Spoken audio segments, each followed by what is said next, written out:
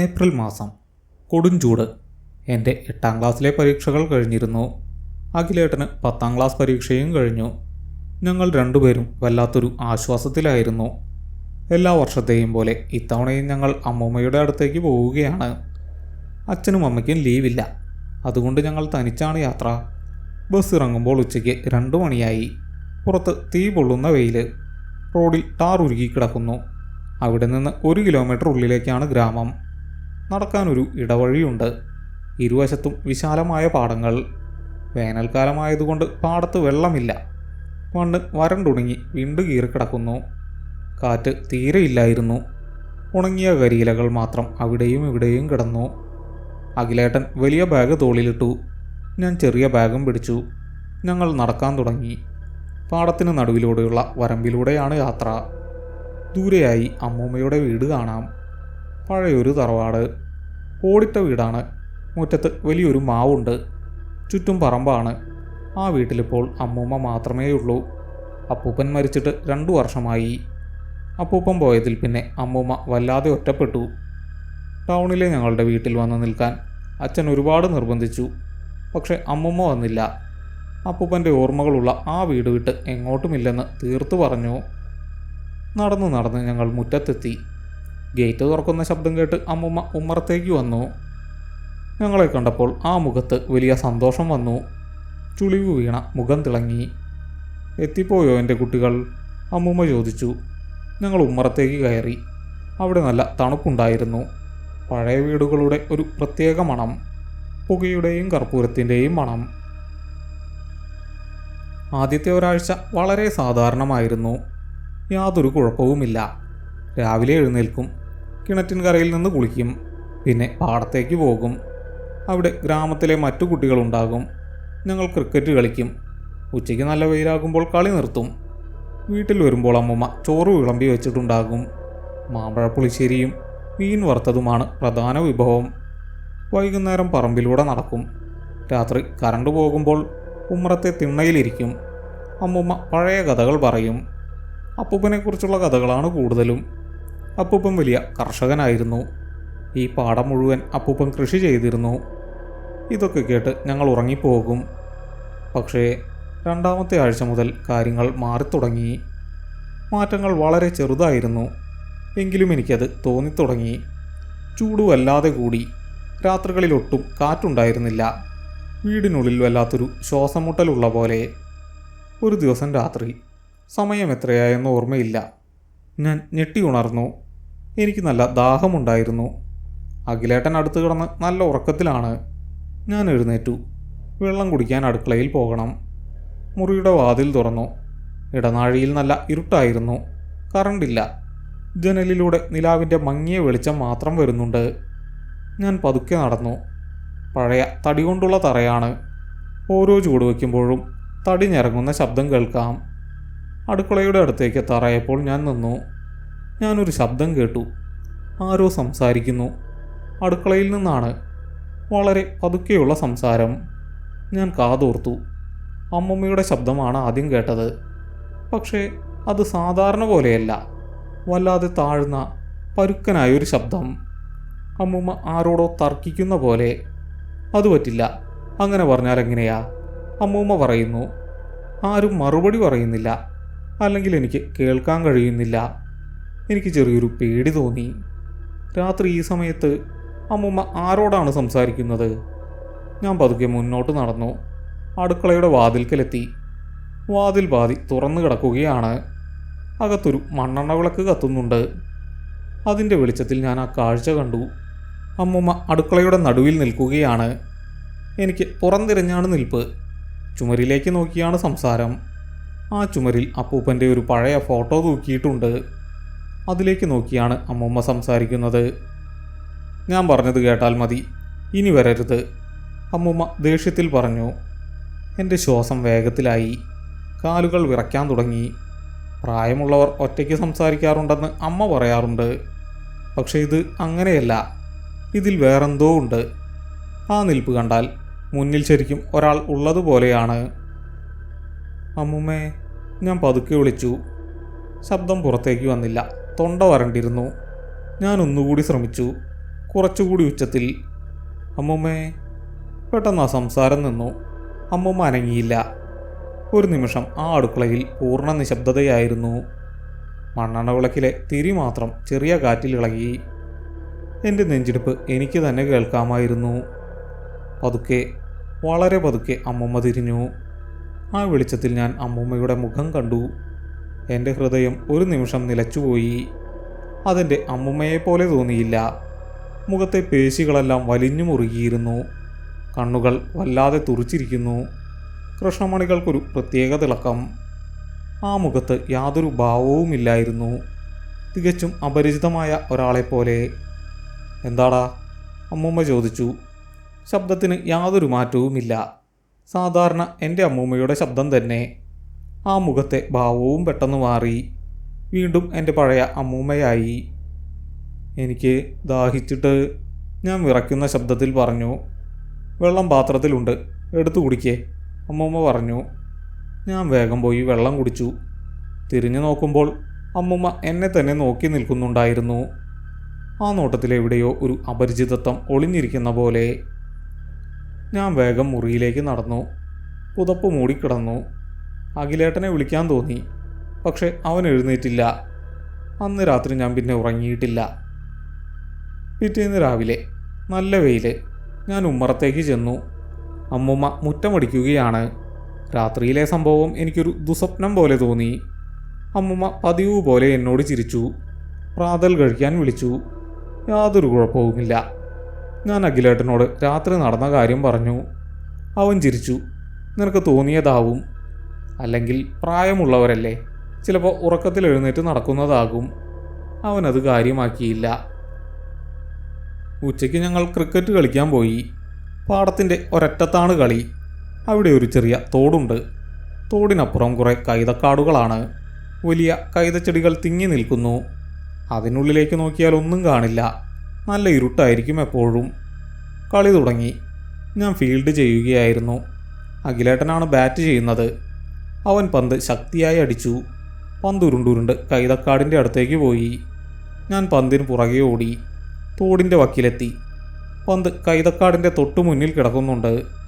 ഞാൻ കുനിഞ്ഞ് പന്തെടുത്തു. പെട്ടെന്ന് എനിക്ക് വല്ലാത്തൊരു തണുപ്പ് തോന്നി. കൊടും വെയിലായിട്ടും എൻ്റെ ശരീരത്തിലൂടെ ഒരു വിറയൽ കടന്നുപോയി. എന്നെ ആരോ തുറിച്ചു നോക്കുന്ന പോലെ. ഞാൻ തിരിഞ്ഞു നോക്കി. ദൂരെ വീട്ടിലേക്ക്. വീട്ടിലെ ജനലകൾ തുറന്നു കിടക്കുന്നുണ്ട്. നടുവിലെ ജനാലക്കരികിൽ ഒരാൾ നിൽക്കുന്നു. അത് അമ്മൂമ്മയായിരുന്നു. അമ്മൂമ്മ എന്നെയല്ല നോക്കുന്നത്. ഞാൻ നിൽക്കുന്നതിന് പുറകിലുള്ള കൈതക്കാട്ടിലേക്കാണ് നോട്ടം. വളരെ ദൂരെയാണെങ്കിലും ആ മുഖത്തെ ഭാവം എനിക്ക് കാണാമായിരുന്നു. രാത്രി അടുക്കളയിൽ വെച്ച് കണ്ട അതേ ഭാവം. വലിഞ്ഞു മുറുകിയ മുഖം, തുറിച്ച കണ്ണുകൾ. പെട്ടെന്ന് അമ്മൂമ്മ കൈ ഉയർത്തി. വളരെ പതുക്കെ ആർക്കോ നേരെ കൈ വീശി കാണിക്കുന്നു. ഒരാളെ അടുത്തേക്ക് വിളിക്കുന്ന പോലെ. ഒന്നല്ല, 2-3 തവണ അമ്മൂമ്മ അങ്ങനെ ചെയ്തു. എൻ്റെ പുറകിൽ ആ കൈതക്കാട്ടിൽ ആരാണുള്ളത്? ഞാൻ പതുക്കെ പുറകിലേക്ക് നോക്കാൻ ശ്രമിച്ചു. പക്ഷെ എനിക്ക് ധൈര്യം വന്നില്ല. കാലുകൾ അവിടെ ഉറച്ചു പോയ പോലെ. തൊണ്ടയിലെന്തോ കുരുങ്ങിയതുപോലെ തോന്നി. എന്താടാ നോക്കി നിൽക്കുന്നത്? പന്തിങ്ങോട്ടിട്, അഖിലേട്ടൻ ദൂരെ നിന്ന് വിളിച്ചു പറഞ്ഞു. ആ ശബ്ദം കേട്ടപ്പോഴാണ് എനിക്ക് ജീവൻ തിരിച്ചു കിട്ടിയത്. ഞാൻ വേഗം പന്തെറിഞ്ഞു കൊടുത്തു. പിന്നെ തിരിഞ്ഞു നോക്കാതെ പാടത്തേക്ക് ഓടി. എൻ്റെ നെഞ്ചിടിപ്പ് വല്ലാതെ കൂടിയിരുന്നു. അന്ന് പിന്നീട് എനിക്ക് കളിയിൽ ശ്രദ്ധിക്കാൻ കഴിഞ്ഞില്ല. ഞാൻ ഇടയ്ക്കിടെ വീടിന് നേരെ നോക്കിക്കൊണ്ടിരുന്നു. ജനൽ അടച്ചിട്ടിരുന്നു. വൈകുന്നേരം കളി കഴിഞ്ഞ് ഞങ്ങൾ വീട്ടിലെത്തി. ഞാൻ വല്ലാതെ പേടിച്ചിരുന്നു. വീട്ടിലേക്ക് കയറാൻ തന്നെ ഒരു മടി. ഉമ്മറത്താരുമില്ല. വീടിനുള്ളിൽ നല്ല ഇരുട്ടാണ്. ഞങ്ങൾ കിണറ്റിൻകരയിൽ പോയി കുളിച്ചു. വെള്ളത്തിന് നല്ല തണുപ്പായിരുന്നു. കുളി കഴിഞ്ഞകത്തേക്ക് കയറിയപ്പോൾ അമ്മൂമ്മ അടുക്കളയിലുണ്ടായിരുന്നു. ചായ ഉണ്ടാക്കുകയാണ്. കളി കഴിഞ്ഞോ മക്കളെ? അമ്മൂമ്മ ചോദിച്ചു. ശബ്ദം വളരെ സാധാരണമാണ്. ആ മുഖത്ത് ഒരു സ്നേഹവുമുണ്ട്. ഉച്ചയ്ക്ക് ജനലിലൂടെ കണ്ട ആൾ ഇതാണെന്ന് ആരും പറയില്ല. ഞാൻ തലയാട്ടി. ചായ കുടിക്കുമ്പോൾ ഞാൻ അമ്മൂമ്മയെ ശ്രദ്ധിച്ചു. ഒന്നും സംഭവിച്ചിട്ടില്ലാത്ത പോലെ അമ്മൂമ്മ ജോലി ചെയ്യുന്നു. രാത്രിയായി. കറണ്ട് വന്നിട്ടില്ല. അന്ന് നല്ല കാറ്റുണ്ടായിരുന്നു. മുറ്റത്തെ മാവിലയിലകൾ ഉരയുന്ന ശബ്ദം കേൾക്കാം. ഉമ്മറത്തെ തിണ്ണയിൽ ഞങ്ങൾ 3 പേരും ഇരുന്നു. നടുവിലൊരു മെഴുകുതിരി കത്തിച്ചു വെച്ചിട്ടുണ്ട്. കാറ്റിൻ്റെ ശബ്ദം കൂടിക്കൂടി വന്നു. വീടിൻ്റെ ഓടുകൾ ഇളകുന്ന ശബ്ദം. ഞാൻ അഖിലേട്ടനോട് ചേർന്നിരുന്നു. അമ്മുമ്മ ഒന്നും മിണ്ടാതെ പുറത്തേക്ക് നോക്കിയിരിക്കുകയാണ്, ആ ഇരുട്ടിലേക്ക്. അമ്മുമ്മേ, കറണ്ട് എപ്പോഴാ വരിക? ഞാൻ ചോദിച്ചു. അമ്മുമ്മ മറുപടി പറഞ്ഞില്ല. കേൾക്കാത്തതുപോലെ ഇരുന്നു. അമ്മുമ്മേ, അഖിലേട്ടനും വിളിച്ചു. പെട്ടെന്ന് അമ്മൂമ്മ തിരിഞ്ഞു. മെഴുകുതിരിയുടെ വെളിച്ചത്തിൽ ആ മുഖം ഭയാനകമായിരുന്നു. കണ്ണുകളിലൊരു പ്രത്യേകതരം ക്രൂരത. ചുണ്ടുകളിൽ ചെറിയൊരു ചിരിയുണ്ട്. അത് വല്ലാത്തൊരു ചിരിയായിരുന്നു. എൻ്റെ ശരീരമാകെ വിറച്ചു. അവൻ വരും, ഇന്നവൻ വരും, അമ്മുമ്മ പതുക്കെ പറഞ്ഞു. ആ ശബ്ദം, അത് അമ്മുമ്മയുടേതായിരുന്നില്ല. വീണ്ടും ആ പരുക്കനായ പുരുഷസ്വരം. എനിക്ക് കരച്ചിൽ വന്നു. അഖിലേട്ടൻ പെട്ടെന്ന് എഴുന്നേറ്റു. അവൻ എൻ്റെ കയ്യിൽ മുറുകെ പിടിച്ചു. ആരാ അമ്മുമ്മ വരുന്നത്? അവൻ ചോദിച്ചു. അവൻ്റെ ശബ്ദവും വിറയ്ക്കുന്നുണ്ടായിരുന്നു. അമ്മുമ്മ വീണ്ടും പുറത്തേക്ക് നോക്കി. ആ ഇരുട്ടിലേക്ക് വിരൽ ചൂണ്ടി. അതാ പാടത്ത് അവൻ നടന്നു വരുന്നുണ്ട്. അമ്മുമ്മയുടെ വിരലുകൾ ആ ഇരുട്ടിലേക്ക് ചൂണ്ടി നിന്നു. എനിക്ക് ശ്വാസം മുട്ടുന്നത് പോലെ തോന്നി. ആ ചൂണ്ടുവിരൽ എങ്ങോട്ടാണോ ചൂണ്ടിയിരിക്കുന്നത് അവിടെ കനത്ത ഇരുട്ടാണ്. ഒന്നുമില്ല. പാടത്തിൻ്റെ അതിർവരമ്പുകൾ പോലും കാണാനില്ല. പക്ഷെ ആ കണ്ണുകളിലെ ഭാവം ഭയാനകമായിരുന്നു. അങ്ങോട്ടേക്ക് നോക്കാൻ എനിക്ക് ഭയം തോന്നി. അഖിലേട്ടൻ്റെ കയ്യിൽ ഞാൻ മുറുകെ പിടിച്ചു. അവൻ്റെ കൈകൾ ഐസ് പോലെ തണുത്തിരുന്നു. അമ്മുമ്മേ, വാ, അകത്തേക്ക് പോകാം, കാറ്റ് വരുന്നുണ്ട്, അഖിലേട്ടൻ പതുക്കെ വിളിച്ചു. അമ്മുമ്മ അവിടെ നിന്നും അനങ്ങിയില്ല. ആ കൈകൾ താഴ്ന്നു. പിന്നെ പെട്ടെന്ന് തിരിഞ്ഞ് ഞങ്ങളെ നോക്കാതെ അകത്തേക്ക് നടന്നു. ആ നടപ്പ് സാധാരണ പോലെയായിരുന്നില്ല. ഒരു തരം വലിച്ചിഴയ്ക്കുന്ന പോലെ. കാലുകൾ തറയിലുരസി വലിച്ചു വയ്ക്കുന്ന ശബ്ദം. ആ ശബ്ദം ഇരുട്ടിൽ കൂടുതൽ ഉച്ചത്തിലായി കേട്ടു. ഞങ്ങൾ ഉമ്മറത്ത് തന്നെ നിന്നു. മെഴുകുതിരി കാറ്റിൽ കെട്ടുപോയി. ഇപ്പോൾ പൂർണ്ണമായി ഇരുട്ടാണ്. എന്താടാ ഇത്? അമ്മുമ്മയ്ക്ക് എന്തു പറ്റി? അഖിലേട്ടൻ സ്വയം ചോദിക്കുന്ന പോലെ പറഞ്ഞു. എനിക്ക് പേടിയാവുന്നു ചേട്ടാ, നമുക്ക് അച്ഛനെ വിളിക്കാം, ഞാൻ വിറയ്ക്കുന്ന ശബ്ദത്തിൽ പറഞ്ഞു. അച്ഛൻ വരില്ലടാ, നാളെ ശനിയാഴ്ചയല്ലേ, ഫോൺ എടുക്കാനും പറ്റില്ല, ലാൻഡ് ലൈൻ കേടായിട്ട് 2 മാസമായി. അകത്തേക്ക് പോകാം, വാ. അവൻ എൻ്റെ കൈ പിടിച്ചു വലിച്ച് അകത്തേക്ക് നടന്നു. എനിക്കൊട്ടും ധൈര്യമില്ലായിരുന്നു. ഈ വീടിനകത്തിപ്പോൾ അമ്മുമ്മ മാത്രമല്ല ഉള്ളത്, വേറെന്തോ ഒന്നുകൂടിയുണ്ട്. ആ തോന്നൽ എൻ്റെ മനസ്സിൽ ഉറച്ചു കഴിഞ്ഞിരുന്നു. ഇടനാഴിയിലൂടെ നടക്കുമ്പോൾ അമ്മുമ്മയുടെ മുറിയിൽ നിന്ന് ഒരു വെളിച്ചം വരുന്നുണ്ടായിരുന്നു. പതുക്കെ നടന്ന് ഞങ്ങൾ ആ മുറിയുടെ വാതിൽക്കലെത്തി. വാതിൽ പകുതി തുറന്നു കിടക്കുകയാണ്. ഞങ്ങൾ ഉള്ളിലേക്ക് നോക്കി. അമ്മുമ്മ കട്ടിലിരിക്കുന്നുണ്ട്. നിലവിളക്ക് കത്തിച്ചു വെച്ചിട്ടുണ്ട്. അതിൻ്റെ വെളിച്ചത്തിൽ അമ്മുമ്മ ഒരു പഴയ പെട്ടി തുറക്കുകയാണ്. മരപ്പണി ചെയ്ത ഒരു ചെറിയ പെട്ടി. അപ്പൂപ്പൻ്റെ പെട്ടിയാണത്. അതിലെന്തൊക്കെയോ പഴയ സാധനങ്ങളുണ്ട്. അമ്മുമ്മ അതിൽ നിന്ന് ഓരോന്നായി പുറത്തെടുക്കാൻ തുടങ്ങി. ഒരു പഴയ കണ്ണട, ഒരു വാച്ച്, പിന്നെ കുറച്ച് കടലാസുകൾ. ഓരോന്നും എടുക്കുമ്പോൾ ആ കൈകൾ വിറയ്ക്കുന്നുണ്ടായിരുന്നു. പെട്ടെന്ന് അമ്മൂമ്മ ആ കണ്ണട എടുത്തു വെച്ചു.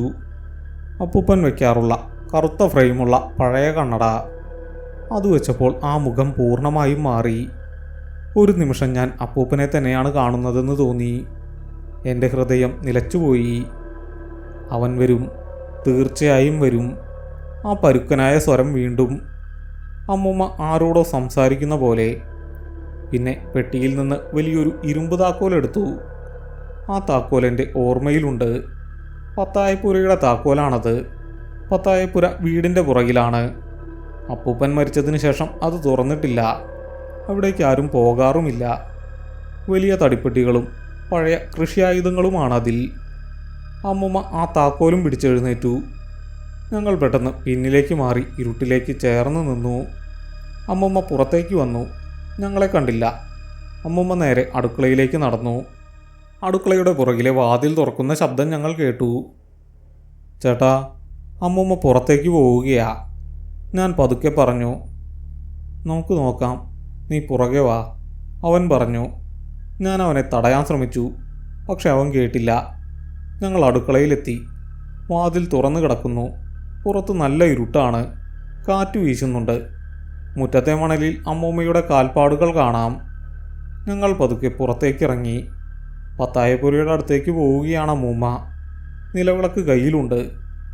ആ വെളിച്ചത്തിൽ അമ്മൂമ്മ നടക്കുന്നത് ഞാൻ നോക്കി നിന്നു. നിലവിളക്കിൻ്റെ വെളിച്ചം ഒരു ചെറിയ വൃത്തം പോലെ. അതിനു പുറത്ത് കനത്ത ഇരുട്ട്. അമ്മൂമ്മ പത്തായപ്പുരയുടെ വലിയ മരവാതിലിനു മുന്നിലെത്തി.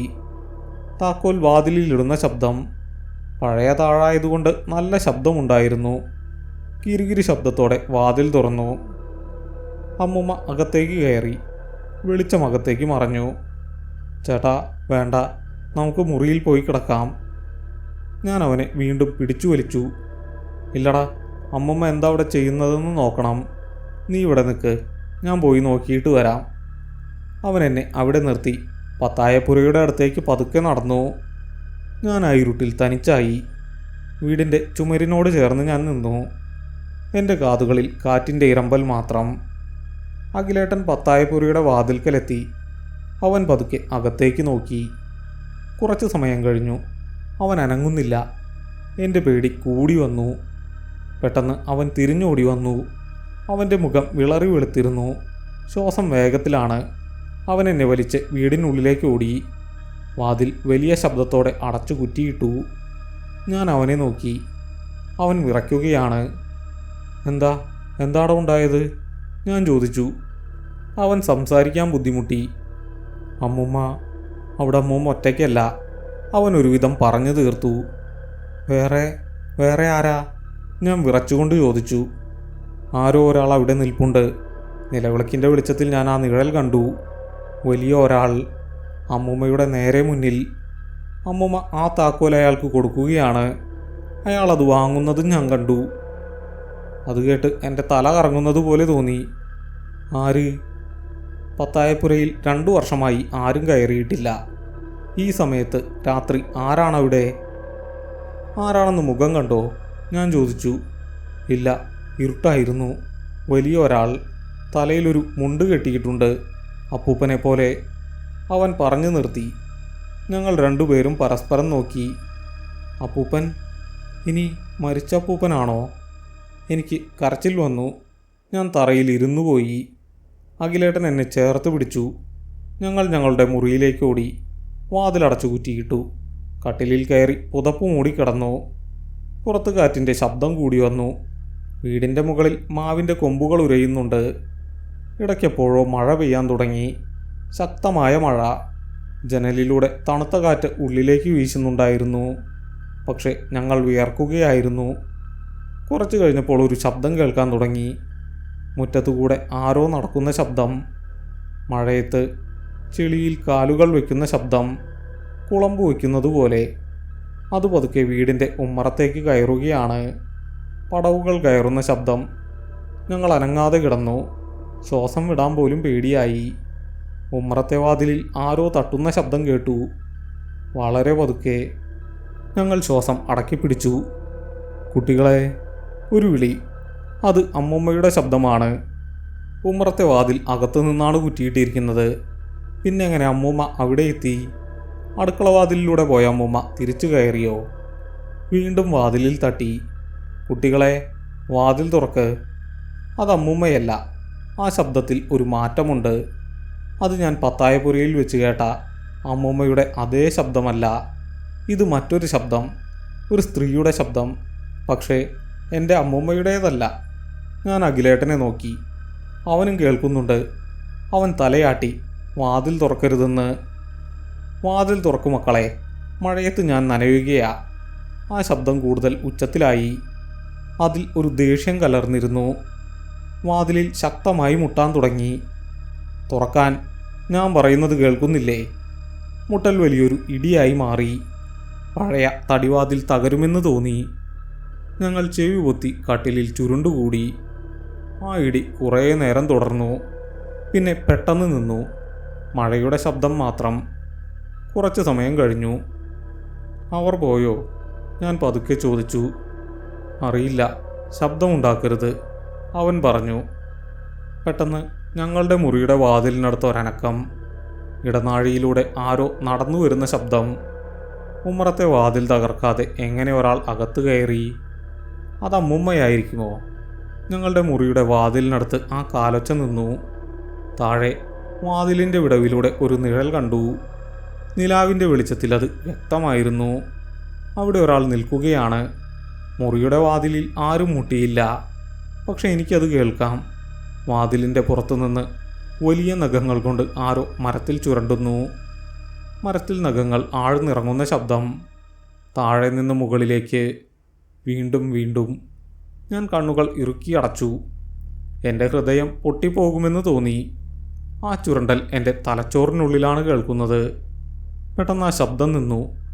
വീണ്ടും പൂർണ്ണ നിശബ്ദത. രാത്രി മുഴുവൻ ഞങ്ങൾ അങ്ങനെ കിടന്നു. പിന്നെ എപ്പോഴാണ് ഉറങ്ങിപ്പോയതെന്നറിയില്ല. രാവിലെ എഴുന്നേൽക്കുമ്പോൾ നല്ല വെയിലായിരുന്നു. ഞാൻ കണ്ണു തുറന്നു. മുറിയിൽ വെളിച്ചമുണ്ട്. അഖിലേട്ടൻ എഴുന്നേറ്റിട്ടില്ല. ഞാൻ പതുക്കെ വാതിൽ തുറന്നു. ഇടനാഴിയിൽ ആരുമില്ല. രാത്രി നടന്നതൊക്കെ ഒരു സ്വപ്നമായിരുന്നോ? ഞാൻ പുറത്തേക്ക് വന്നു. അടുക്കളയിൽ നിന്ന് പാത്രങ്ങളുടെ ശബ്ദം കേൾക്കാം. അമ്മൂമ്മ അവിടെയുണ്ട്. ഞാൻ പതുക്കെ അടുക്കളയിലേക്ക് ചെന്നു. അമ്മൂമ്മ ദോശ ചുടുകയാണ്. എന്നെ കണ്ടപ്പോൾ ചിരിച്ചു. എഴുന്നേറ്റോ, വാ ദോശ കഴിക്കാം, അമ്മൂമ്മ പറഞ്ഞു. ആ മുഖത്ത് യാതൊരു ഭാവവ്യത്യാസവുമില്ല. നല്ല സ്നേഹമുള്ള ഞങ്ങളുടെ പഴയ അമ്മൂമ്മ. ഇന്നലെ രാത്രി നടന്നതൊന്നും അമ്മൂമ്മ അറിഞ്ഞിട്ടില്ലേ? ഞാനൊന്നും മിണ്ടിയില്ല. ഉമ്മറത്തേക്ക് വന്നു. അവിടെ ഞാൻ ആ കാഴ്ച കണ്ടു. ഉമ്മറത്തെ വലിയ തടിവാതിൽ. അതിൽ താഴെ മുതൽ മുകൾ ഭാഗം വരെ വലിയ നഖങ്ങൾ കൊണ്ട് ചുരണ്ടിയ പാടുകൾ. ആഴത്തിലുള്ള പാടുകൾ. അതിനുള്ളിലെ തടി പുറത്തേക്ക് കാണാം. അത് മനുഷ്യൻ്റെ നഖങ്ങളായിരുന്നില്ല. എൻ്റെ തൊണ്ട വറ്റി വരണ്ടു. ഞാൻ തിരിഞ്ഞ് ഞങ്ങളുടെ മുറിയുടെ വാതിലിലേക്ക് നോക്കി. അവിടെയുമുണ്ട് അതേ പാടുകൾ. ഇന്നലെ രാത്രി കണ്ടത് സ്വപ്നമായിരുന്നില്ല. ആ വീട്ടിൽ ഞങ്ങൾക്ക് പുറമെ മറ്റൊരാൾ കൂടിയുണ്ട്. അത് മനുഷ്യനല്ല. അതെന്താണെന്ന് എനിക്കറിയില്ല. അത് പക്ഷേ അമ്മൂമ്മയാണ് ലക്ഷ്യം വെച്ചിരിക്കുന്നത്. ഞാൻ അഖിലേട്ടനെ വിളിച്ചു. അവൻ ഓടി വന്നു. ഞാൻ അവൻ ആ വാതിലിലെ പാടുകൾ കാണിച്ചു കൊടുത്തു. അവൻ്റെ മുഖം വിളറി വെളുത്തു. നമുക്ക് ഇന്ന് തന്നെ പോകണം, അച്ഛനെ വിളിക്കണം, അവൻ പറഞ്ഞു. ഞങ്ങൾ വേഗം റെഡിയായി. ടൗണിലേക്ക് ചെന്ന് അച്ഛനെ വിളിക്കാനൊരു ടെലഫോൺ ബൂത്ത് കണ്ടുപിടിക്കണം. ഗ്രാമത്തിൽ ഒരേ ഒരു കടയേ ഉള്ളൂ. അവിടെ ഫോണുണ്ട്. ഞങ്ങൾ അങ്ങോട്ട് നടന്നു. പാടം താണ്ടി വേണം അങ്ങോട്ടേക്ക് പോകാൻ. പാടത്തിന് നടുവിലെത്തിയപ്പോൾ ഞാൻ തിരിഞ്ഞു നോക്കി. വീടിൻ്റെ ജനാല തുറന്നിട്ടുണ്ട്. നടുവിലെ ജനാല. അവിടെ അമ്മൂമ്മ നിൽക്കുന്നു. ഇന്നലെ കൈതക്കാട്ടിലേക്ക് നോക്കിയ അതേ ഭാവത്തിൽ. പക്ഷെ ഇത്തവണ അമ്മൂമ്മ നോക്കുന്നത് ഞങ്ങളെയാണ്. ആ കണ്ണുകൾ ഞങ്ങളെ തുറിച്ചു നോക്കുകയാണ്. കൈകളുയർത്തി ഞങ്ങളെ തിരികെ വിളിക്കുകയാണ്. വളരെ പതുക്കെ. കൈകൾ ഞങ്ങളുടെ അടുത്തേക്ക് നീളുന്ന പോലെ. ഞാൻ ഓടാൻ തുടങ്ങി. അഖിലേട്ടനും എൻ്റെ പുറകെ ഓടി. പാടം താണ്ടി ഞങ്ങൾ ഓടി. കാലിൽ കല്ലുകൊണ്ടതൊന്നും ഞങ്ങൾ അറിഞ്ഞില്ല. വിയർപ്പിൽ കുളിച്ച് കിതച്ചുകൊണ്ടാണ് ഞങ്ങൾ ഗ്രാമത്തിലെ ഒരേ ഒരു കടയായ നാരായണേട്ടൻ്റെ കടയിലെത്തിയത്. എന്താടാ പിള്ളേരെ, എന്തു പറ്റി? ഞങ്ങളുടെ മുഖം കണ്ട് നാരായണേട്ടൻ ചോദിച്ചു. ഞങ്ങൾക്ക് ശ്വാസം കിട്ടുന്നുണ്ടായിരുന്നില്ല. അഖിലേട്ടൻ ഒന്നും മിണ്ടാതെ നേരെ ഫോണിൻ്റെ അടുത്തേക്ക് ഓടി. കടയിൽ വെച്ചിരുന്ന പഴയ ലാൻഡ് ലൈൻ ഫോൺ. അവൻ അച്ഛൻ്റെ ഓഫീസിലെ നമ്പർ കറക്കി. കുറേ നേരം റിങ് ചെയ്തു. ഒടുവിൽ അച്ഛൻ ഫോൺ എടുത്തു. അച്ഛാ, ഞങ്ങളെ വന്നു കൊണ്ടുപോകണം, ഇപ്പം തന്നെ. അഖിലേട്ടൻ കരയുകയായിരുന്നു. അവൻ്റെ ശബ്ദം നിയന്ത്രിക്കാൻ അവന് കഴിഞ്ഞില്ല. അച്ഛൻ വല്ലാതെ ഭയന്നു. എന്താടാ, എന്താ ഇവിടെ പ്രശ്നം? അമ്മൂമ്മയ്ക്ക് വല്ലതും പറ്റിയോ? അമ്മൂമ്മയ്ക്ക് എന്തോ കുഴപ്പമുണ്ടച്ചാ.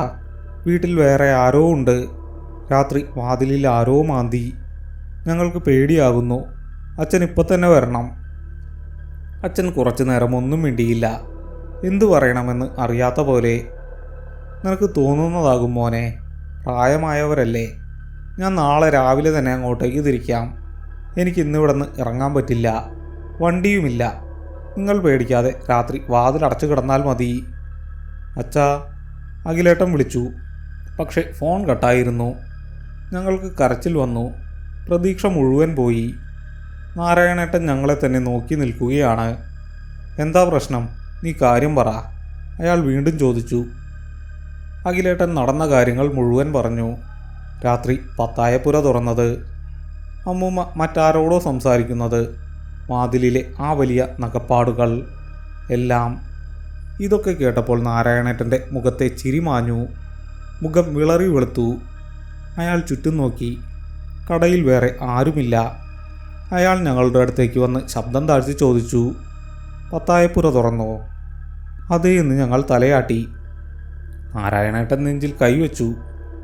ഒരു ദീർഘശ്വാസം വിട്ടു. വല്ലാത്തൊരു ഭയം ആ കണ്ണുകളിൽ ഞാൻ കണ്ടു. അത് അപ്പൂപ്പനല്ല മക്കളെ, അത് ശങ്കരനാണ്, നാരായണേട്ടൻ പതുക്കെ പറഞ്ഞു. ഞങ്ങൾ പരസ്പരം നോക്കി. ശങ്കരനോ? അതാരാണ്?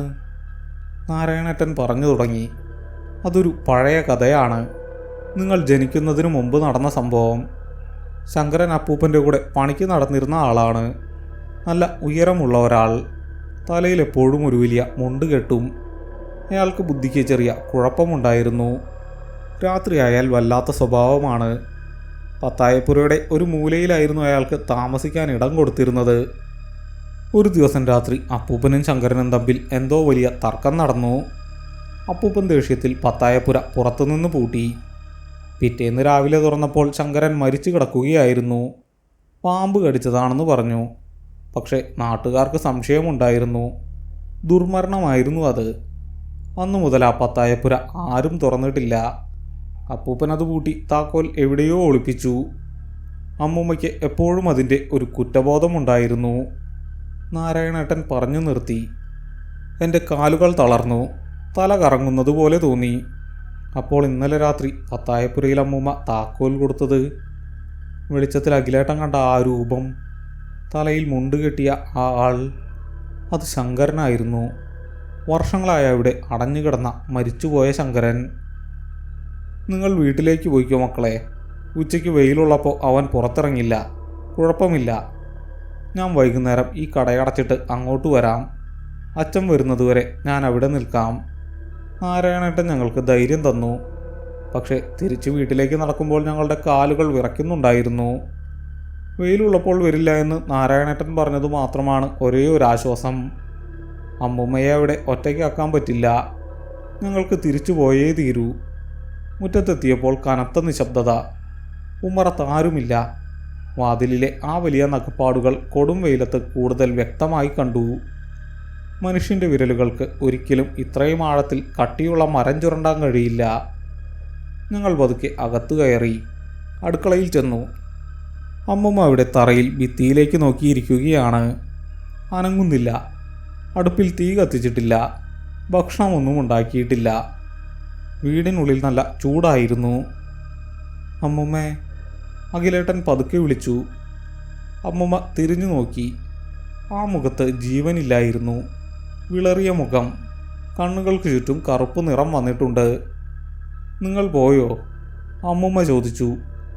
ആ പഴയ പരുക്കൻ ശബ്ദം തന്നെ. ഇല്ല, ഞങ്ങളെങ്ങും പോയില്ല, അഖിലേട്ടൻ പറഞ്ഞു. അമ്മൂമ്മ പെട്ടെന്ന് ചിരിച്ചു. ആ ചിരി കേട്ട് എൻ്റെ രക്തം തണുത്തുറഞ്ഞു. വല്ലാത്തൊരു അട്ടഹാസം പോലെയായിരുന്നു അത്. പല്ലുകൾ വെളിയിൽ കാട്ടിയുള്ള ഒരു ക്രൂരമായ ചിരി. അവൻ ചോദിച്ചു, നിങ്ങളെവിടെയാണെന്ന്. അമ്മൂമ്മ പറഞ്ഞു. പിന്നെ അമ്മൂമ്മ എഴുന്നേറ്റു. ഞങ്ങളുടെ അടുത്തേക്ക് വന്നു.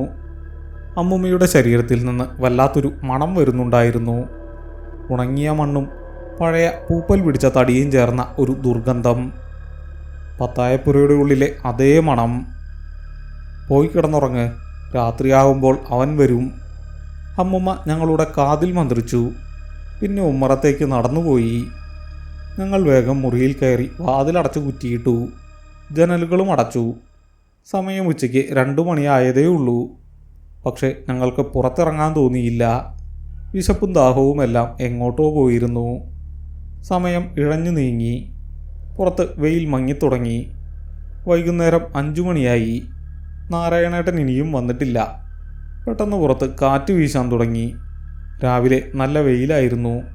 പക്ഷേ ഇപ്പോൾ ആകാശം ഇരുളാൻ തുടങ്ങി. വേനൽ മഴയാണ്. എപ്പോൾ വേണമെങ്കിലും പെയ്യാം. ജനലിൻ്റെ വിടവിലൂടെ ഞാൻ പുറത്തേക്ക് നോക്കി. മുറ്റത്തെ മാവിൻ്റെ ഇലകൾ കാറ്റിൽ പറക്കുന്നു. പറമ്പിൽ ആരുമില്ല. നാരായണേട്ടനെ കാണാനില്ല. പെട്ടെന്ന് എൻ്റെ കണ്ണുകൾ പത്തായപ്പുരയുടെ അടുത്തേക്ക് പോയി. പത്തായപ്പുരയുടെ വാതിൽ പകുതി തുറന്നു കിടക്കുന്നു. അതിനുള്ളിൽ കനത്ത ഇരുട്ടാണ്. ആ ഇരുട്ടിൽ നിന്ന് ഒരാൾ പുറത്തേക്ക് നോക്കി നിൽക്കുന്നു. വലിയൊരു രൂപം. തലയിൽ വലിയൊരു മുണ്ട് കെട്ടിയിട്ടുണ്ട്. കണ്ണുകൾ കാണാൻ കഴിയുന്നില്ല. വെറുമൊരു കറുത്ത നിഴൽ മാത്രം. പക്ഷെ അയാൾ നോക്കുന്നത് ഞങ്ങളുടെ മുറിയുടെ നേർക്കാണ്. ഞങ്ങളുടെ ജനാലയിലേക്കാണ് അയാളുടെ നോട്ടം. എൻ്റെ ശ്വാസം നിന്നുപോയി. ഞാൻ വേഗം ജനലക്കിൽ നിന്ന് പിന്നിലേക്ക് മാറി. അഖിലേട്ടാ, വിറയ്ക്കുന്ന ശബ്ദത്തിൽ ഞാൻ വിളിച്ചു. അവൻ ചാടി എഴുന്നേറ്റു. പുറത്ത് പത്തായപ്പുരയുടെ അവിടെ ഒരാൾ നിൽക്കുന്നു. അവൻ വേഗം ജനലിലൂടെ നോക്കി.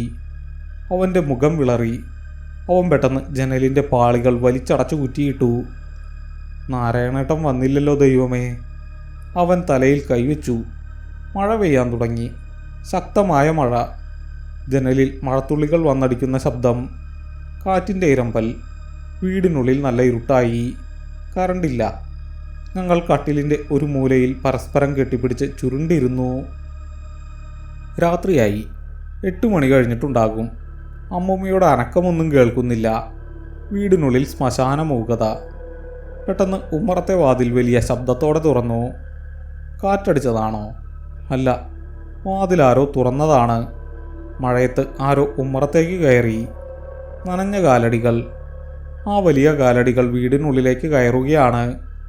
ഇടനാഴിയിലൂടെ നടക്കുന്നു. വെള്ളമിറ്റു വീഴുന്ന ശബ്ദം എനിക്ക് വ്യക്തമായി കേൾക്കാം. ആ കാലടികൾ നടന്നു വന്ന് ഞങ്ങളുടെ മുറിയുടെ വാതിലിനടുത്ത് നിന്നു. ഞങ്ങൾ ശ്വാസം വിടാൻ പോലും പേടിച്ചു. എൻ്റെ ഹൃദയം നെഞ്ചും കൂട് പൊട്ടി പുറത്തു വരുമെന്ന് തോന്നി. ഞാൻ കണ്ണുകൾ ഇറുകെ അടച്ചു. വാതിലിനടിയിലെ ചെറിയ വിടവിലൂടെ വെള്ളം മുറിയിലേക്ക് ഒലിച്ചിറങ്ങുന്നുണ്ടായിരുന്നു. ചെളി കലർന്ന വെള്ളം. പിന്നെ ആ ശബ്ദം കേട്ടു. ഇന്നലെ കേട്ട അതേ ശബ്ദം. വലിയ നഖങ്ങൾ കൊണ്ട് വാതിലിൽ ചുരണ്ടുന്ന ശബ്ദം. മരത്തിൽ ആഴത്തിൽ നഖങ്ങൾ ഇറങ്ങുന്നു. ഇത്തവണ ശബ്ദം കൂടുതൽ ഉച്ചത്തിലായിരുന്നു. വളരെ ശക്തിയോടെ വാതിലിൽ ചുരണ്ടുകയാണ്. വാതിലിളകുന്നുണ്ട്. കുറ്റി പൊട്ടുമെന്ന് തോന്നി. ഞാൻ കാതുകൾ പൊത്തി. അഖിലേട്ടൻ എന്നെ കൂടുതൽ മുറുകെ കെട്ടിപ്പിടിച്ചു കിടന്നു. ഞങ്ങൾ രണ്ടുപേരും ശബ്ദമുണ്ടാക്കാതെ കരയുകയായിരുന്നു. പെട്ടെന്ന് ആ ചുരണ്ടൽ നിന്നു. അഖിലേ, വാതിൽ തുറക്കടാ. പുറത്തുനിന്ന് അമ്മൂമ്മയുടെ ശബ്ദം. പക്ഷെ ഇതാ പരുക്കൻ ശബ്ദമല്ല. സാധാരണ എൻ്റെ അമ്മൂമ്മയുടെ ശബ്ദമാണ്. നല്ല സ്നേഹമുള്ള ശബ്ദം. കരഞ്ഞുകൊണ്ടാണ് അമ്മൂമ്മ വിളിക്കുന്നത്. മക്കളെ, എന്നെ രക്ഷിക്കേ, അവൻ എന്നെ കൊല്ലും. വാതിൽ തുറക്കു കുഞ്ഞേ. അമ്മൂമ്മ വേദന കൊണ്ട് അലറുകയാണ്. വാതിലിൽ ശക്തിയായി അടിക്കുന്നു. അഖിലേ, മോനെ, വാതിൽ തുറക്ക്. എന്നെ വിടടാ, അവനെന്നെ കൊണ്ടുപോവാ. വാതിൽ തുറക്കടാ. ഞാൻ അഖിലേട്ടനെ നോക്കി. എൻ്റെ സ്വന്തം അമ്മൂമ്മ പുറത്ത് കിടന്ന് നരകിക്കുകയാണ്. ഞങ്ങൾക്കെങ്ങനെ വാതിൽ തുറക്കാതിരിക്കാൻ കഴിയും? എനിക്ക് സങ്കടം സഹിക്കാൻ കഴിഞ്ഞില്ല. ചേട്ടാ, നമുക്ക് വാതിൽ തുറക്കാം. അമ്മൂമ്മയെ ഉള്ളിൽ കയറ്റാം. ഞാൻ കരഞ്ഞുകൊണ്ട് പറഞ്ഞു. ഞാൻ എഴുന്നേൽക്കാൻ ശ്രമിച്ചു. അവൻ എന്നെ ബലമായി കട്ടിലിലേക്ക് തന്നെ പിടിച്ചിട്ടു. എൻ്റെ വായ പൊത്തിപ്പിടിച്ചു. അവൻ്റെ കണ്ണുകൾ ഭയം കൊണ്ട് ചുവന്നിരുന്നു. മിണ്ടരുത്, ശബ്ദമുണ്ടാക്കരുത്. അതമ്മൂമ്മയല്ല, അതാ പ്രേതമാണ്. നമ്മളെ പുറത്തിറക്കാൻ വേണ്ടി അമ്മൂമ്മയുടെ ശബ്ദത്തിൽ കരയുകയാ. അവൻ എൻ്റെ കാതിൽ മന്ത്രിച്ചു. അല്ല ചേട്ടാ, അമ്മൂമ്മ കരയുകയാ. ഞാൻ അവൻ്റെ കൈ തട്ടിമാറ്റി കുതറാൻ ശ്രമിച്ചു. പുറത്തെ കരച്ചിൽ വലിയൊരു അലർച്ചയായി മാറി. ദൈവമേ, എന്നെ കൊല്ലുന്നേ. പിള്ളേരെ, വാതിൽ തുറക്ക്. അമ്മൂമ്മയുടെ ദയനീയമായ കരച്ചിൽ. ആ ശബ്ദം കേട്ട് ഞാൻ വാതിലിൻ്റെ അടുത്തേക്ക് നീങ്ങി. കുറ്റി തുറക്കാൻ എൻ്റെ കൈകൾ നീണ്ടു. പെട്ടെന്ന് അഖിലേട്ടൻ എന്നെ പുറകിലേക്ക് വലിച്ചിഴച്ചു. അവൻ എൻ്റെ മുകളിൽ കയറിയിരുന്ന് എൻ്റെ വായ ഇറുകെ പൊത്തി. തുറക്കരുത്, തുറന്നാൽ നമ്മളും ചാവും. അവൻ ശബ്ദം താഴ്ത്തി പറഞ്ഞു. പെട്ടെന്ന് പുറത്തെ ആ ശബ്ദം നിന്നു. കരച്ചിലില്ല. വാതിലിൽ അടിയുമില്ല. പൂർണ്ണ നിശബ്ദത. മഴയുടെ ശബ്ദം മാത്രം. കുറച്ച് സമയം കഴിഞ്ഞു. അഖിലേട്ടൻ എൻ്റെ വായയിൽ നിന്ന് കൈമാറ്റി. ഞങ്ങൾ പതുക്കെ എഴുന്നേറ്റു. വാതിലിൻ്റെ വിടവിലൂടെ താഴേക്ക് നോക്കിയപ്പോൾ അവിടെ ആരും നിൽക്കുന്നില്ല. കാലുകളുടെ നിഴലില്ല. ഒലിച്ചിറങ്ങിയ ചെളിവെള്ളം മാത്രം. അതുപോയോ? അയാൾ അമ്മൂമ്മയെ കൊണ്ടുപോയോ? പെട്ടെന്ന് വീടിൻ്റെ മേൽക്കൂരയിൽ നിന്ന് വലിയൊരു ശബ്ദം കേട്ടു. ഓടുകൾ ഇളകി വീഴുന്ന ശബ്ദം. ഞങ്ങളുടെ മുറിയുടെ മുകളിൽ ആരോ മേൽക്കൂരയിലൂടെ നടക്കുകയാണ്. നല്ല ഭാരമുള്ള ഒരാൾ. ചെളി പുരണ്ട വലിയ കാലുകൾ. പഴയ ഓടുകളിൽ അമരുന്ന ശബ്ദം. അത് നടന്ന് ഞങ്ങളുടെ മുറിയുടെ കൃത്യം മുകളിലെത്തിയപ്പോൾ നിന്നു. മുകളിലേക്ക് നോക്കിയപ്പോൾ എൻ്റെ ബോധം പോകുന്നത് പോലെ തോന്നി. മുകളിലെ തട്ടിൻ്റെ പഴയ പലകകൾക്കിടയിലൂടെയുള്ള വിടവിലൂടെ ഇരുട്ടിൽ തിളങ്ങുന്ന വലിയ 2 ചുവന്ന കണ്ണുകൾ ഞങ്ങളെ താഴേക്ക് നോക്കുന്നുണ്ടായിരുന്നു. ആ ചുവന്ന കണ്ണുകൾ ഞങ്ങളെ തന്നെ തുറിച്ചു നോക്കുകയായിരുന്നു. മുകളിലെ തട്ടിൻ്റെ വിടവിലൂടെ എൻ്റെ ശ്വാസം തൊണ്ടയിൽ കുരുങ്ങി. അഖിലേട്ടൻ എന്നെ ചേർത്ത് പിടിച്ച് കട്ടിലിൻ്റെ അടിയിലേക്ക് വലിഞ്ഞു കയറി. ഞങ്ങൾ 2 പേരും തറയിൽ ഇരുട്ടിൽ പരസ്പരം കെട്ടിപ്പിടിച്ചു വിറയ്ക്കുകയായിരുന്നു. എൻ്റെ കണ്ണുകളിൽ നിന്ന് കണ്ണുനീർ ധാരധാരയായി ഒഴുകി. മുകളിലെ പലകകൾ ഞെരിയുന്ന ശബ്ദം കുറച്ചു നേരം കൂടി കേട്ടു. പിന്നെ അത് പതിയെ ഇല്ലാതായി. പൂർണ്ണ നിശബ്ദത. മഴയുടെ ശബ്ദം മാത്രം അവശേഷിച്ചു. ആ രാത്രി ഞങ്ങൾ കട്ടിലിനടിയിൽ തന്നെ കഴിച്ചുകൂട്ടി. എപ്പോഴാണ് ഉറങ്ങിപ്പോയതെന്നറിയില്ല. പേടിച്ച് തളർന്ന് എപ്പോഴോ കണ്ണുകൾ അടഞ്ഞുപോയി. പുറത്താരോ ഉറക്കെ വിളിക്കുന്ന ശബ്ദം കേട്ടാണ് ഞാൻ ഞെട്ടിയുണർന്നത്. അഖിലേ, കുട്ടികളെ, വാതിൽ തുറക്കടാ. അത് അച്ഛൻ്റെ ശബ്ദമായിരുന്നു. ഞാൻ വേഗം കട്ടിലിനടിയിൽ നിന്ന് പുറത്തു വന്നു. അഖിലേട്ടനും ഉണർന്നു. വെളിച്ചം ജനലിൻ്റെ വിടവിലൂടെ മുറിയിലേക്ക് വരുന്നുണ്ടായിരുന്നു. നേരം പുലർന്നിരിക്കുന്നു. മഴ തോർന്നിരിക്കുന്നു. അഖിലേട്ടൻ വേഗം പോയി മുറിയുടെ വാതിൽ തുറന്നു. ഉമ്മറത്തെ വാതിലും തുറന്നിട്ടു. അച്ഛൻ ഓടി വന്ന് ഞങ്ങളെ 2 പേരെയും കെട്ടിപ്പിടിച്ചു. അച്ഛൻ്റെ കൂടെ നാരായണേട്ടനും ഉണ്ടായിരുന്നു. എന്താടാ പറ്റിയത്? നിങ്ങൾക്കെന്താ ഇത്ര പേടി? അച്ഛൻ ചോദിച്ചു. ഞങ്ങൾ കരഞ്ഞുകൊണ്ട് ഇന്നലെ രാത്രി നടന്നതെല്ലാം പറഞ്ഞു. വാതിലിൽ ചുരണ്ടിയത്, അമ്മുമ്മയുടെ കരച്ചിൽ, മുകളിലെ കാലൊച്ചകൾ, ആ ചുവന്ന കണ്ണുകൾ, എല്ലാം. അച്ഛൻ ഞങ്ങളെ ആശ്വസിപ്പിച്ചു. ഒന്നുമില്ലടാ, പേടിക്കണ്ട, ഞാൻ വന്നില്ലേ. അച്ഛൻ വേഗം അമ്മുമ്മയുടെ മുറിയിലേക്ക് പോയി. ഞങ്ങൾ പുറകെ ചെന്നു. അമ്മുമ്മ കട്ടിലിൽ കിടക്കുകയായിരുന്നു. നല്ല ഉറക്കത്തിലാണ്. അച്ഛൻ വിളിച്ചപ്പോൾ അമ്മുമ്മ കണ്ണു തുറന്നു. യാതൊരു കുഴപ്പവുമില്ല. പഴയ സ്നേഹമുള്ള അമ്മുമ്മ തന്നെ. എന്താടാ മക്കളെ, നിങ്ങൾ 2 പേരും കരയുന്നത്? അച്ഛൻ എപ്പോഴാ വന്നത്? അമ്മുമ്മ അത്ഭുതത്തോടെ ചോദിച്ചു. ഇന്നലെ രാത്രി നടന്നതൊന്നും അമ്മുമ്മയ്ക്ക് ഓർമ്മയില്ല. വാതിലിൽ വന്ന് കരഞ്ഞതും ഭയപ്പെടുത്തിയതും ഒന്നും. ഞാൻ ഉമ്മറത്തെ വാതിലിലേക്ക് നോക്കി. അവിടെ ആ നഖപ്പാടുകൾ ഇപ്പോഴും വ്യക്തമായി കാണാം. അച്ഛനും അത് കണ്ടു.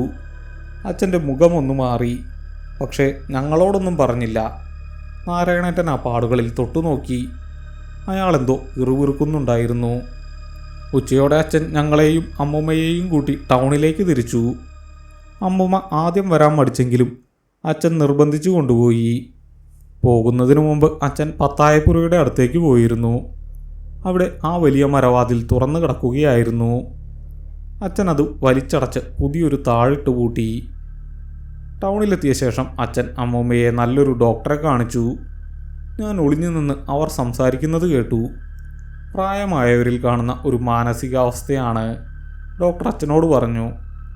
ഡെലിറിയം അല്ലെങ്കിൽ സമാനമായ അവസ്ഥയാകാം. അപ്പൂപ്പനെ നഷ്ടപ്പെട്ടതിൽ വലിയൊരു ആഘാതം അവരുടെ മനസ്സിലുണ്ട്. അതുകൂടാതെ ആ ഗ്രാമത്തിലെ ഏകാന്തതയും. അവരെ ഒറ്റയ്ക്ക് അവിടെ നിർത്തരുത്. മരുന്ന് കഴിച്ചാൽ മാറിക്കൊള്ളും. ശാസ്ത്രത്തിൻ്റെ ആ വിശദീകരണം അച്ഛനും അമ്മയ്ക്കും വലിയ ആശ്വാസമായി. അമ്മുമ്മ പിന്നീട് ഒരിക്കലും പഴയതുപോലെ പെരുമാറിയിട്ടുമില്ല. മരുന്നുകൾ കൃത്യമായി കഴിക്കുന്നുണ്ടായിരുന്നു. ഞങ്ങളുടെ കൂടെ ടൗണിലെ വീട്ടിൽ സന്തോഷത്തോടെ കഴിഞ്ഞു. കാലക്രമേണ ആ പഴയ വീടിനെക്കുറിച്ചുള്ള ഓർമ്മകൾ അമ്മുമ്മയിൽ നിന്ന് മാഞ്ഞുപോയി. പക്ഷെ എനിക്കറിയാം, ഡോക്ടർ പറഞ്ഞത് മുഴുവൻ സത്യമല്ലെന്ന്. മാനസികാവസ്ഥയുടെ മാറ്റം വാതിലുകളിൽ അത്ര വലിയ ആഴത്തിൽ നഖപ്പാടുകൾ ഉണ്ടാക്കില്ല. മനുഷ്യൻ്റെ വിരലുകൾ കൊണ്ട് തടി ചുരണ്ടാൻ കഴിയില്ല. ഇരുമ്പ് പോലെ ഉറച്ച വലിയ കാലടികൾ മേൽക്കൂരയിലൂടെ നടക്കില്ല. ആ ചുവന്ന കണ്ണുകൾ, അതൊന്നും എൻ്റെ തോന്നലായിരുന്നില്ല. മഴ പെയ്യുന്ന രാത്രികളിൽ ഇപ്പോഴും ഞാൻ ആ പഴയ തടിവാതിലിൽ ആരോ മാന്തുന്ന ശബ്ദം കേൾക്കാറുണ്ട്. ഉറക്കത്തിൽ ഞെട്ടിയുണരുമ്പോൾ എൻ്റെ മുറിയുടെ മുകളിൽ വലിയ കാലടികൾ നടക്കുന്നതായി എനിക്ക് തോന്നും. വേനലവധികൾ പിന്നീടും വന്നിട്ടുണ്ട്. പക്ഷെ ഒരിക്കൽ പോലും ഞങ്ങൾ ആ ഗ്രാമത്തിലേക്ക് തിരിച്ചു പോയിട്ടില്ല. ആ പഴയ വീടും വറ്റി വരണ്ട പാടവും തുറന്നിട്ട പത്തായപ്പുരയും എന്നേക്കുമായി ഞങ്ങൾ ഉപേക്ഷിച്ചു. പക്ഷേ ആ വേനൽ പാടങ്ങളിലെ നിഴലുകൾ ഇപ്പോഴും എൻ്റെ ഉറക്കത്തെ വേട്ടയാടിക്കൊണ്ടേയിരിക്കുന്നു.